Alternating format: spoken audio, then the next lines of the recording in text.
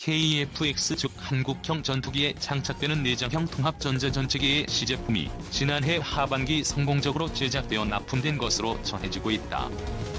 이와 관련해 LIG 립스원은 2016년 10월 31일 공시를 통해 KF-X 체계 개발을 담당하고 있는 하이즉 한국항공우주산업과 1,145억 원 규모의 체계 개발 통합전자전체계 공급 계약을 체결했다고 밝힌 바 있다. 공중전에서 전자전은 전투기의 생존성과 밀접한 연관을 갖는다. 특히 전투기를 위협하는 공대공 및 지대공 미사일이 나날이 발전함에 따라 공중에서 전투기가 이를 탐지해 교란하거나 기만하는 전자전 장비의 중요성이 날로 커지고 있는 것이다. 전투기에 장착되는 전자전 장비는 나라마다 차이는 있지만 해외에서도 얼마든지 구매가 가능하다. 그러나 전자전 장비는 제작한 나라의 핵심 기술이 담겨있기 때문에 해외 판매를 하더라도 중요 구성품은 뜯어볼 수 없게 봉인되어 있다. 만약 고장이 난 경우에는 반드시 제조사가 정비를 하게끔 계약을 맺는다. 또한 봉인된 장비를 함부로 뜯었을 경우에는 계약 위반으로 정비를 받을 수 없다. 이 때문에 전투기 전자전 장비의 중요성을 인식한 우리 군은 국방과학연구소를 중심으로 지난 1980년대부터 전투기용 전자방해 장비의 개발에 뛰어든다. 그 결과 전투기 무장 장착점에 장착 운용되는 외장형 전자방해 장비인 ARQ-88이 만들어졌다. ARQ-88은 공군의 F-42 팬텀 전투기에서 주로 사용되고 있다. 2004년에 완성된 전투기용 외장형 전자방해 장비 ARQ-200은 기존의 ARQ-88의 디지털 제밍 기술을 적용해 업그레이드한 장비로 현존하는 세계 수준의 장비들과 동급의 성능을 갖고 있다는 평가를 받고 있다. ARQ-200의 경우 2006년부터 KF-16 복자형 전투기에 탑재 운용되고 있다. 이밖에 KF-16 단자형 및 F-15K 전투기에도 탑재할 수 있도록 2013년 장착성 시험을 완료한 바 있다. 이러한 노하우를 바탕으로 국내에서 처음 시도되는 전투기 내장형 통합전자전 체계는 향후 시험평가 및 규격화 등을 거친 후 양산이 진행될 예정이다. EW 스위트로도 불리는 통합전자전 체계는 KF-X를 위협하는 레이더나 미사일 탐색기의 신호를 탐지 및 분석하고 이에 맞춰 방해 및 교란 전자파를 방사한다. 또한 체포 및 플레어 등의 기만 장비를 이용해 적의 위협을 교란 또는 기만하여 KF-X의 생존성을 극대화시킨다. 특히 KF-X에는 전투기 내장 탑재형 전자전 체계로는 국내 최초로 구성 장비의 통합운용 및 위협 신호의 탐지 및 식별을 위한 EWCRWR 제어기가 탑재된다. 또 고출력의 전자방해 전파를 방사하는 RF 참모와 체포 및 플레어를 살포하는 CMDS를 연동하는 통합전자전체계 기술이 적용되었다.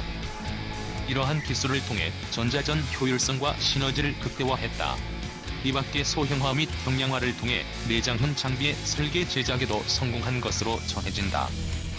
이와 관련해 LIG 립스원 관계자는 우리 공군을 비롯한 산학년 종사자들의 전폭적인 관심과 지원으로 새롭게 선보이는 KF-X 통합전자전 체계는 해외 선진국의 장비와 비교해도 우수한 성능의 최첨단 무기체계라며 범국가적 과제인 KF-X의 성공적 개발에 기여할 수 있도록 시험 평가를 비롯한 향후 일정 관리에 최선을 다하겠다고 밝혔다.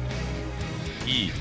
KF-X 한국형 전투기의 가치는 지난 2월 26일 카이를 통해 KF-X 시제기 조립 장면이 공개됨은 물론 4월 말에 조립이 완료된 KF-X 시제기가 공개될 예정입니다. 사실 KF-X는 무려 7차례나 사업 타당성 평가를 통과하지 못했고 그나마도 현재 수많은 문제를 일으키고 있는 인도네시아를 끌어들인 덕분에 겨우 타당성 평가를 통과할 수 있었습니다. 이렇게 인도네시아를 어렵게 확보했지만 현대적인 전투기를 지속적으로 유지 및 성능 개량하기 위해서는 최소 400대 이상의 생산량을 확보해야만 어느 정도 경제성을 확보할 수 있다는 평가가 많습니다. 생존을 위한 최소한의 선택? KF-X는 경제성 면에서 여전히 욕을 먹고 있지만 지난 2019년 2월 27일에 있었던 인도, 파키스탄 공중전을 지켜본 많은 전문가들이 한국의 생존을 위해서는 독자적인 전투기와 전자전기가 필요하다는 견해를 조심스럽게 내놓고 있습니다.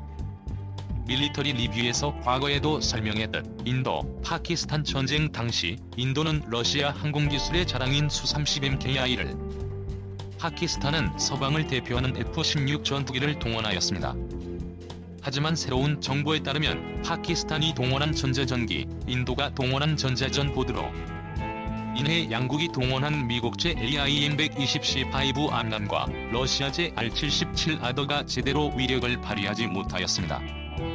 그리고 파키스탄은 전자전을 통해 인도의 레이더와 데이터 링크를 마비시키는데 성공한 것으로 보입니다. 이에 인도와 파키스탄의 공중전을 지켜본 항공전 전문가들은 장내 공중전에서 승리하기 위해서는 최소한 독자적 유도 제어가 가능한 10대공 미사일, 2 전자전기과 전자전 보드, 3 독자적인 공중 데이터 링크가 필요하다는 견해를 내놓고 있습니다. 그리고 사용자가 마음대로 통제할 수 있는 전투기의 중요성이 부각되었습니다. 밀리터리 리뷰 이지 2104호는 도대체 왜 이러한 결론이 도출되었는지에 대해 자세히 분석해보았습니다. 인도, 파키스탄 공중전 교훈 인도, 파키스탄 사이에 공중전이 있었고 그 과정에서 최소 1대의 미그-21이 격추되었으며 파키스탄이 F-16과 AIM-120C5 암람을 대량으로 발사했다는 것 이외에 객관적인 정보는 전혀 공개되지 않고 있습니다. 인도와 파키스탄 사이의 공중전은 양국의 신뢰할 수 없는 발표와 첨예한 민족주의 갈등이 휘범벅이 된 상태이므로 정확한 윤곽을 파악하기 어렵기 때문입니다. 그러나 인도와 파키스탄에 거주하는 수많은 일반인들이 휴대폰 등으로 촬영한 사진과 자료를 SNS 등을 통해 공유함에 따라 공중전의 윤곽선이 대략적이나마 잡혀가고 있습니다. 파키스탄의 전자전기 운용. 인도 공군은 파키스탄에 보복하고자 수-30MKI 전투기 엄호하에 미라지-2000 전투기 세대의 이스라엘제 스파이스 유도폭탄을 탑재한 상태로 파키스탄 영공에 침입한 것으로 알려집니다. 이에 대응해 파키스탄 공군은 프랑스를 통해 도입한 펠콘 D-20 전자전기를 활용해 인도 공군 전투기의 레이더와 데이터 링크를 방해함은 물론 요격 작전에 8대의 F-16을 동원한 것으로 보입니다.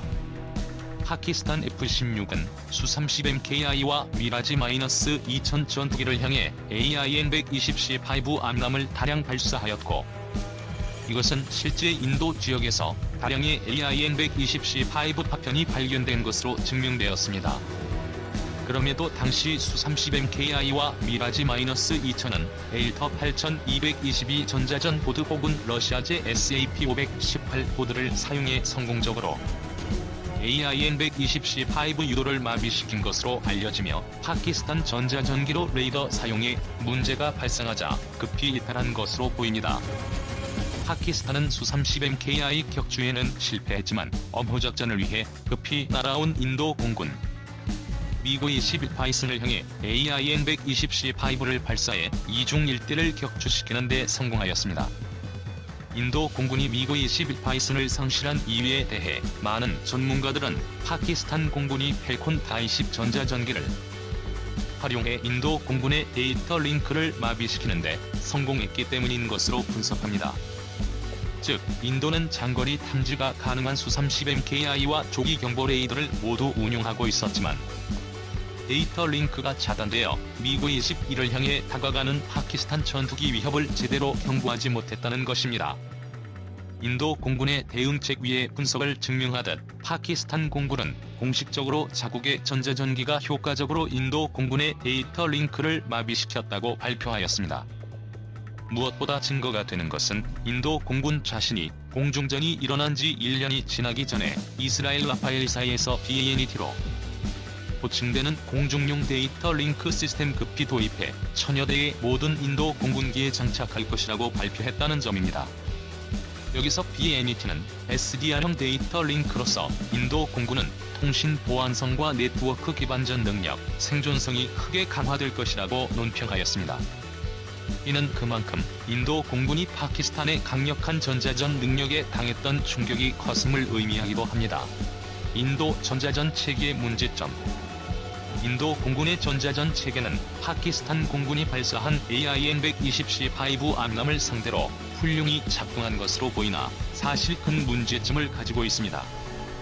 인도 공군은 파키스탄의 F-16 전투기와 AIM-120C5 암람에 대응해 이스라엘 엘타사에서 에일터 8222 전자전 보드를 도입하였습니다. 이스라엘은 미국제 F-16과 AIM-120C5를 운용하고 있었으므로 충분히 그 재밍 성능을 신뢰할 수 있었습니다. 하지만 에일터 8222 전자전 포드가 가동됨과 동시에 수-30MKI에 장착된 X밴드 레이더까지 함께 방해하는 문제가 발견되었습니다. 이스라엘은 수-30MKI의 레이더 데이터를 제공하면 서로 방해하지 않도록 세팅이 가능하다고 언급했지만 당연히 러시아는 데이터 제공을 거부하였습니다. 그래서 별수 없이 인도는 러시아를 통해 SAP-518 전자전 보드를 도입해 수-30MKI에 장착했고 실제 이것이 2019년 공중전에 사용된 것으로 보입니다. 문제는 여기서 끝나지 않았습니다. 인도가 수-30MKI를 연허 생산하는 과정에서 인도 국방과학연구소인 데어가 독자 개발한 RWR을 장착해 통합하였습니다. 그런데 SAP-518 전자전 보드를 가동하면 인도제 RWR을 교란하는 문제가 발생하였습니다. 러시아는 RWR 기술 데이터를 제공하면 교란 문제를 해결해주겠다고 언급했지만 이번에는 인도 대어가 보안 문제를 들어 이를 거부하였습니다. 인도 공군의 전자전 대응. 인도 공군은 파키스탄의 전자전에 대응해 앞서 언급했듯 SDR 방식의 BANET 공중 데이터 링크 체계를 도입하였습니다. 기존 인도 공군의 러시아제 데이터 링크는 고종식 암호화 모듈로 제어되는 주파수 도약과 암호화 기술을 사용해 적이 재민과 도청에 대응하고 있었습니다. 하지만 고종식 암호화 모듈을 사용할 경우 지속적인 정보 수집 과정을 통해 그 변환 패턴을 읽어낼 수 있고 실제로 2019년 공중전 당시에 파키스탄 공군 전자전기에 의해 무력화된 것으로 알려집니다. 이와 비교해 SDR 데이터 링크는 그야말로 소프트웨어를 업데이트하는 방법으로 손쉽게 주파수 도약 패턴과 암호 체계를 교환할 수 있습니다. 그 결과 이론적으로는 매일 암호 및 주파수 도약 패턴을 변경할 수 있으며 소프트웨어의 대규모 변경을 통해 완전히 다른 형태의 주파수 파형도 사용할 수 있습니다. 이는 다른 의미로 파키스탄 공군의 전자 재밍으로부터 생존성이 크게 향상되었음을 의미함과 동시에 미래 공중전을 위해서는 독자적 데이터 링크가 반드시 필요함을 의미하기도 합니다. 자국산 전자전 보드 개발. 인도는 앞서 언급했듯 각각 이스라엘과 러시아를 통해 전자전 보드를 도입했지만 각각 레이더 및 RWR과의 간섭 문제를 일으켰습니다. 지난 2017년 2월 인도 국방과학연구소 대어는 수-30MKI를 위해 개발한 HBJ 보드를 공개하기도 했습니다. 결국 인도 공군의 시행착오는 자국산 전투기 개발 사업에 큰 힘을 실어주었고 최소한 전자전 장비만큼은 독자적으로 개발할 필요성이 있다는 교훈을 남겨주었습니다.